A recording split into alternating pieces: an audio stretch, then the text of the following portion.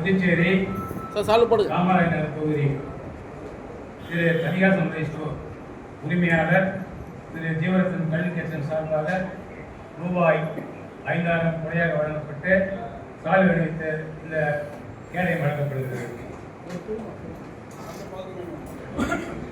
பக்கத்தில் இருக்குண்ணே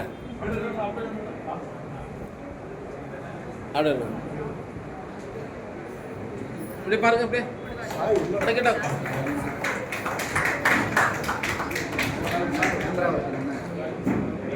யார் இப்படி பாருங்க.